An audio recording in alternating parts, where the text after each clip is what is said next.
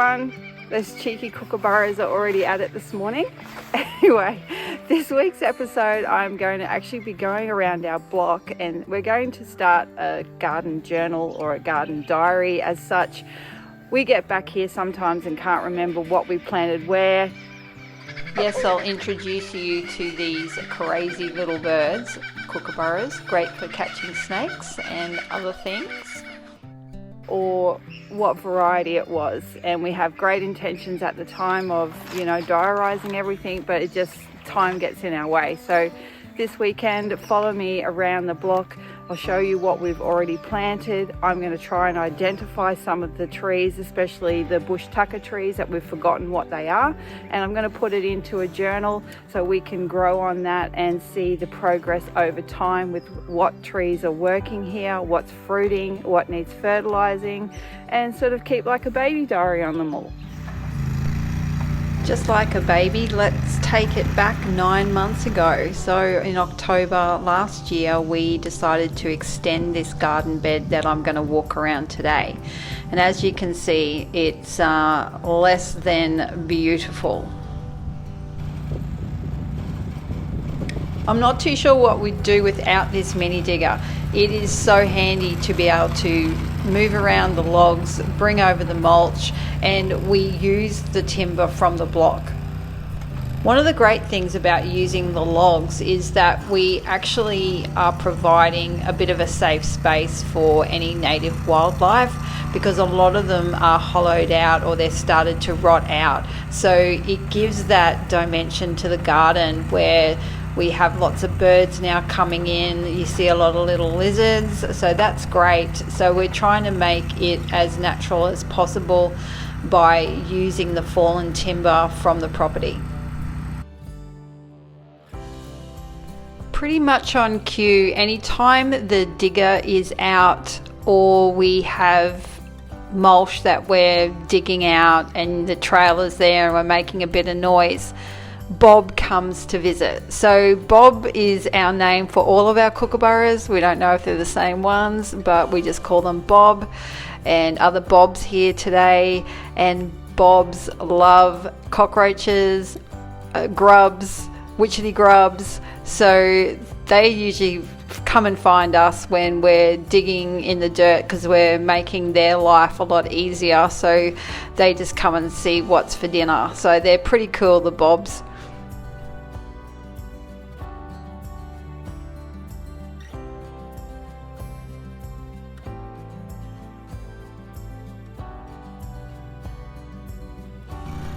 Back to filling in the garden, so another load of dirt and alpaca poo and whatever we found to go into the garden. Could be a bit of roadkill in there.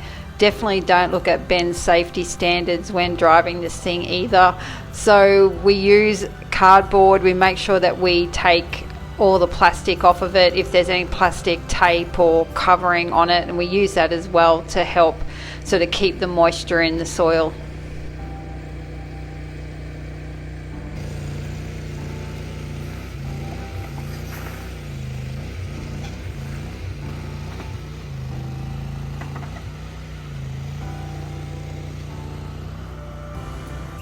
Now let's fast forward 9 months to today and let's start documenting this garden.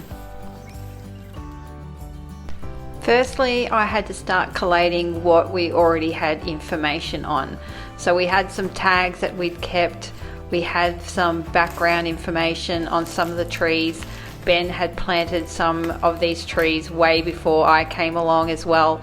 So it's just gathering all this information to finally put it all in one place. I'll be starting my rough copy of the garden journal while I'm out and about, writing down general placement, identifying the plants, to then come back into my studio and actually do something a little fancy, which hopefully over the next couple of episodes I can show you. But this is all just about the initial documentation.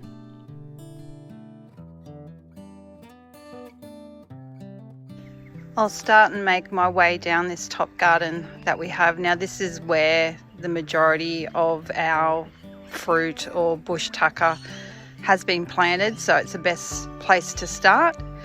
And we'll see what we've got growing and give you a bit of information about it, and if I can't identify it, I'll have to go back and do some research and then stick it on the screen.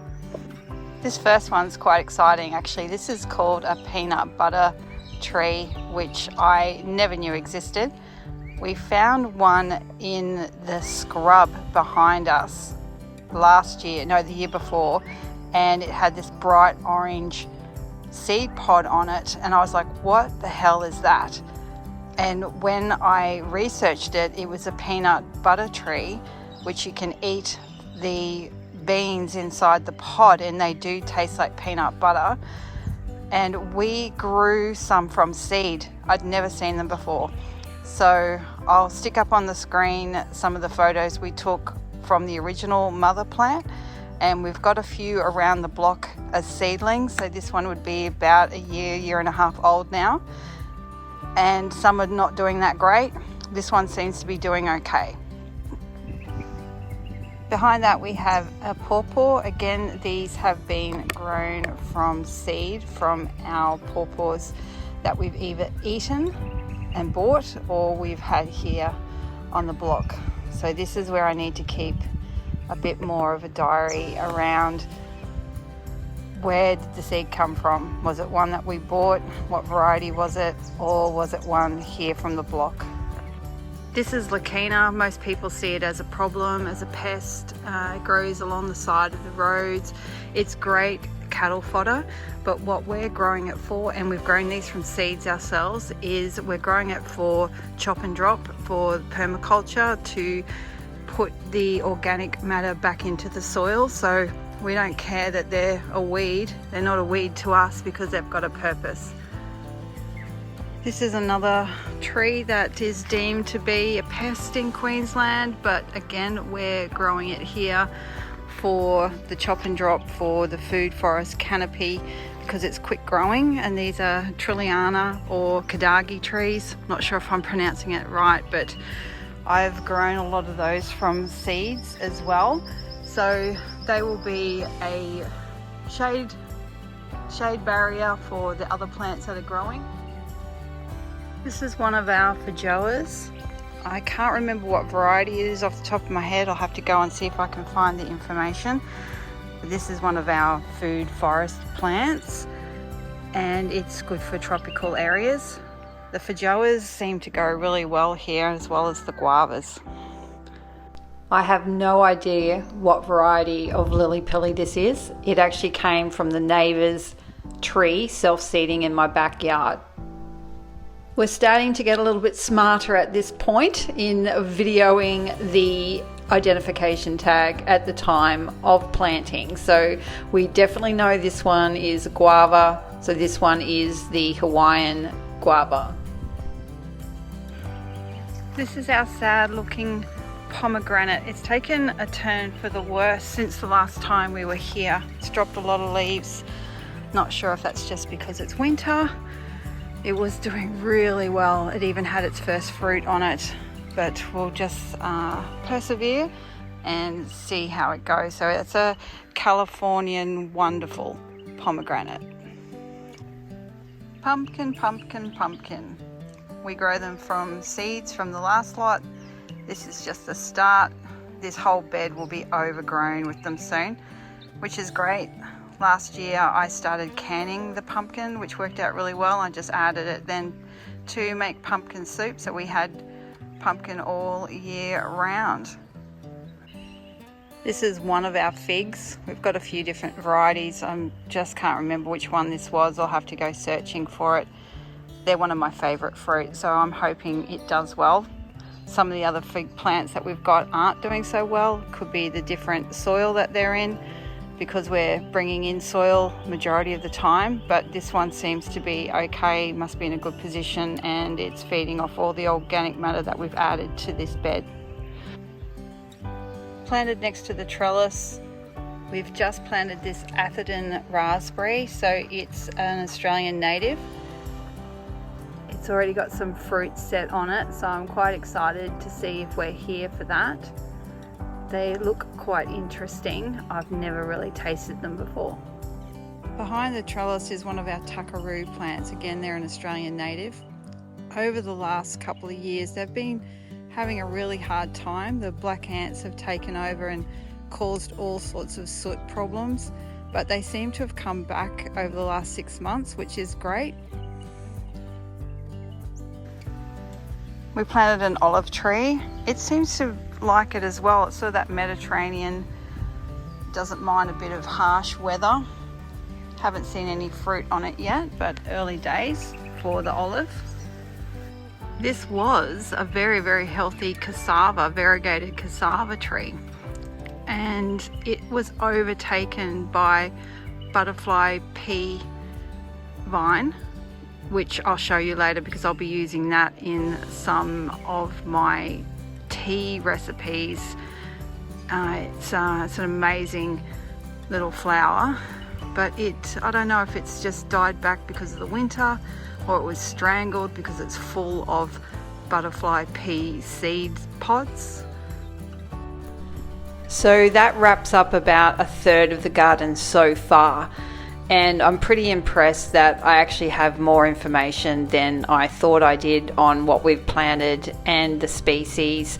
So the garden journal, or the baby garden diary, is probably going to be better than I expected, which I will share with you over the next couple of weeks on the creative side of doing that and what I feel could form a great garden journal for anyone doing this sort of work.